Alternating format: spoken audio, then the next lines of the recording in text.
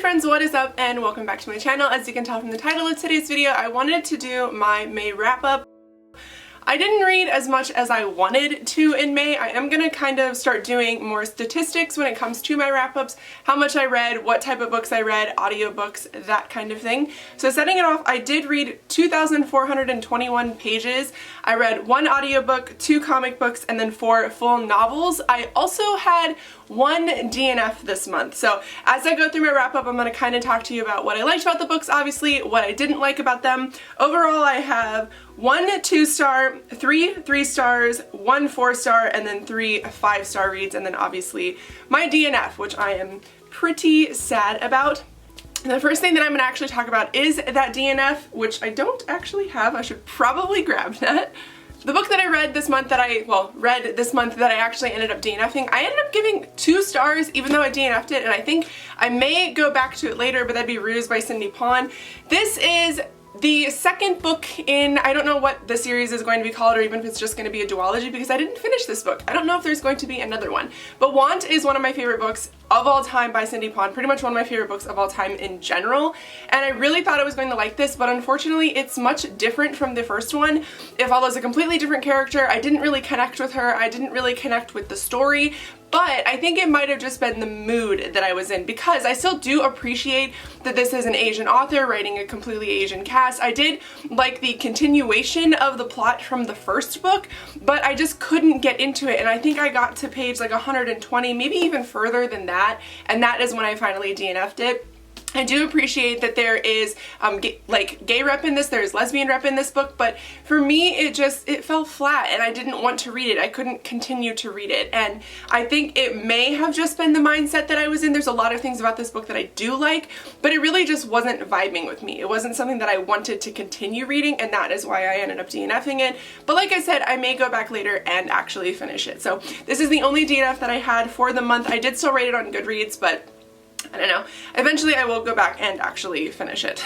Now I did listen to an audiobook this month, and that would be Daisy Jones and the Six. I'll put a picture here for you guys, and I will also list in the cards up above, whatever side it's on, that I did an actual reading vlog for it. My Patreons actually voted on it, and that is the vlog that I put up. Now it was supposed to go up in the month of May, but I didn't actually get it edited until the 1st of this month. So as you guys are seeing this, it actually went up 2 days ago. So if you do want to watch it, I'll list it up above. I did like the book, but I wasn't as in love with it as I feel a lot of other people were. It was still enjoyable, and I feel like the characters, I really liked Billy, and at the beginning I really liked Daisy, but it was actually the supporting characters later on in the novel that I ended up really falling in love with. For me, the story just became pretty repetitive.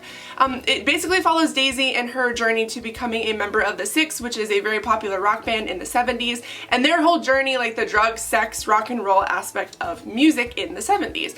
And I thought I was going to love it because that is something that I'm really interested in. It is a scene that I am always drawn to. I don't do drugs, I'm not into like sex, drugs, and rock and roll, but I do like learning about it. And I was really excited to see that story told from so many perspectives because it's actually the journey of Daisy joining the band and then like Billy trying to get clean and stay clean and other members of the band and just like their life in general. And I thought I was really going to like that, but like I said, it just became super repetitive, and Daisy became more of a nuisance for me than she was an enjoyment. There was a lot of times in the book where I was just like, I wanted to smack her and be like, stop, like you're making everybody's life difficult, you're making your life difficult, and it didn't sit with me as well as I thought it was going to. This is a book that I ended up giving 3 stars, so I didn't hate it, but I didn't absolutely love it. Like I said, if you want my full thoughts, I will put it in the vlog or in the cards up above for you. Now, like I said, I did also read 2 graphic novels this month, and both of them were 5-star reads for me. I am super impressed by both of them. The first one is Nancy Drew and the Palace of Wisdom. This was actually the panel's book club pick for the month, and I really, really liked this. So Nancy is an investigator, you know, like a young investigator, and she kind of gets her nose into a lot of things that she probably shouldn't, but she's actually sent a newspaper clipping letter from someone back in her hometown because she's away. She's like out at college. She tried to get away from her hometown. So she is roped back into going back and trying to solve the mystery of what happened to her mom. But what actually happens is they are on this chase to actually solve the death of someone else in this book. I don't want to say too much because I don't want to give it away. It is a graphic novel, so it's pretty short, but I did really like this. I like all the characters. I've never read anything Nancy Drew related, and this does kind of spark my interest too. I loved it. I thought the characters were really good. I thought the storyline was really interesting. I loved the art style of this as well. It was just a diamond in the rough for me. Like, I didn't know that I was going to like it, but I ended up absolutely loving it. Now, the next graphic novel that I read, I also gave 5 stars, and that'd be Monstrous Volume 1. This is really, really dark and really, really fucked up, and I didn't think that I was going to ever have a time in my life where I felt comfortable enough to read it.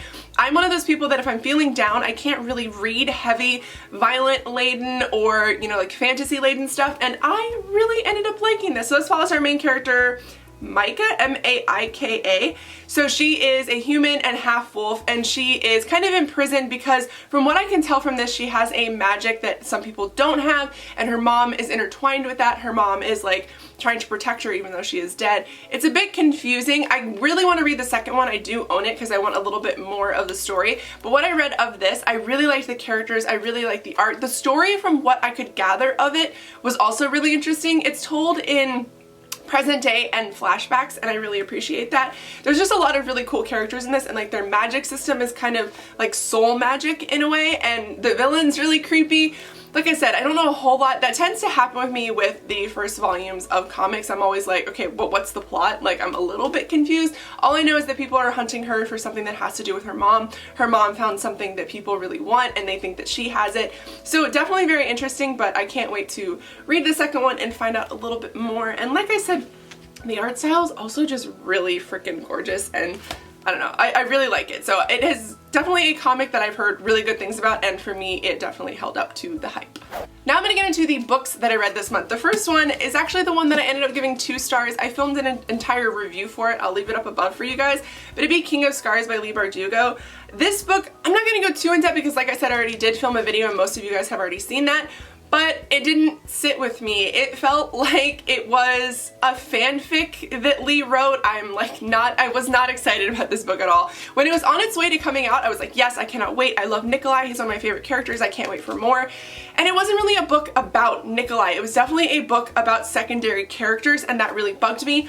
Also, the storyline of this, the plot was really kind of convoluted. I wasn't really sure what was happening a lot of the time, and I think it's because it is going to be a great build-up for the second novel, which I will obviously pick up. If you're a fan of Nina, you'll really, really like this book. I feel like Nina was the most interesting in this, and I feel like you got the most backstory, and she was so badass throughout the entire thing. Like I said, it was really all about secondary characters.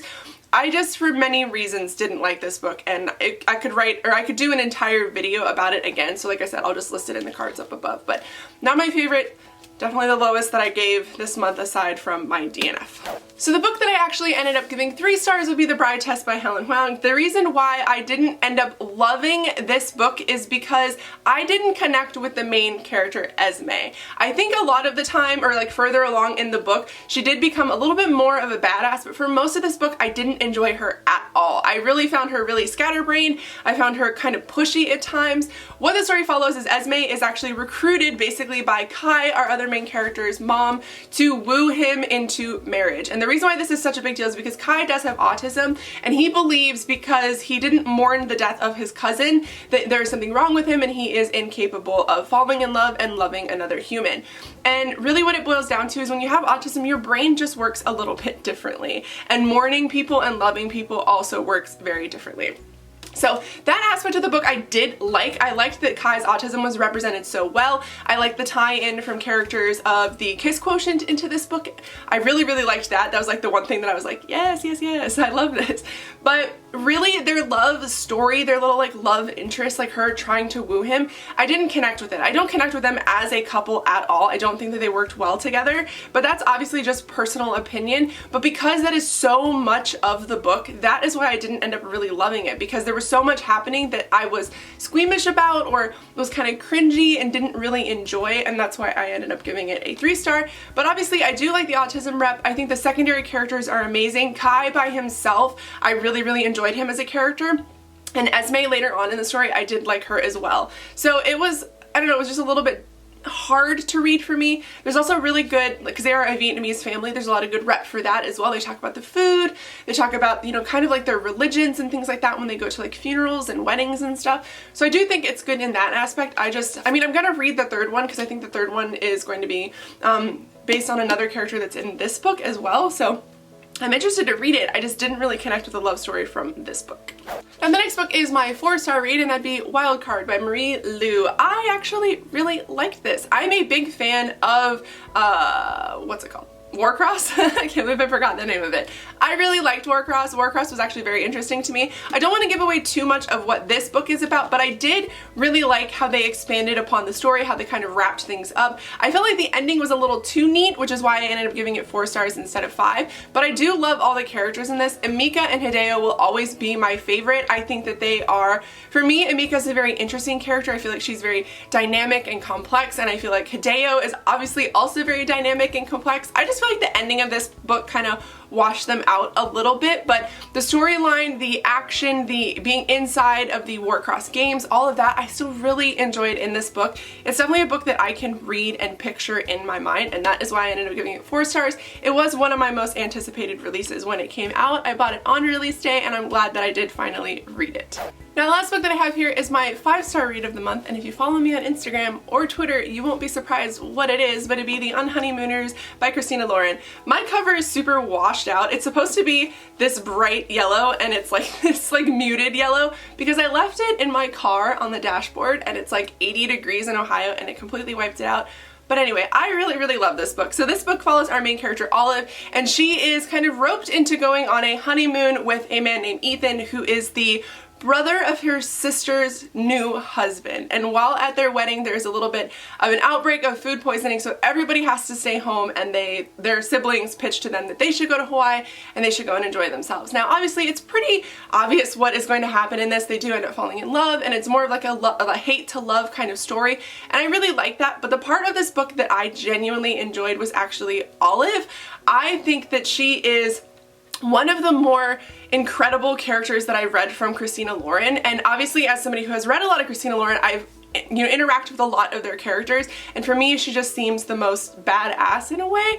She is very much so like on the plus size, and she's like, I don't care about my curves, I love my curves, I love my big chest. And Ethan is one of those boys, or she thinks is one of those boys, who really judges her for it, and she doesn't fucking care. Like, there's a lot of times in the book where she's like, yeah, I got a nice rack, and like, look at these curves, and I like to bake. And for me, I just really identified with that. And she's definitely a very hard worker. There's a lot about this book where she's trying to find a new job because she did lose her other job. There's a little bit of luck in this book when it comes to making kind of your destiny your own, and I really appreciated that. So at the heart of it, it is a really cute love story, but a little bit more than that for me because I did love Olive so incredibly much. Alright, so that is everything that I read in the month of May. I actually feel like I had a really good reading month despite the fact that I DNF'd some stuff. Daisy Jones and the Six did take me an entire month to listen to on audiobook, so that is kind of a drag, but I mean, I did give it 3 stars, so definitely not a waste of time. Let me know down below your favorite read of the month if you have a favorite read, or let me know down below your least favorite read of the month. But I hope you guys enjoyed this video. If you did, please give it a thumbs up and think about subscribing, and I will see you in my next video. Bye!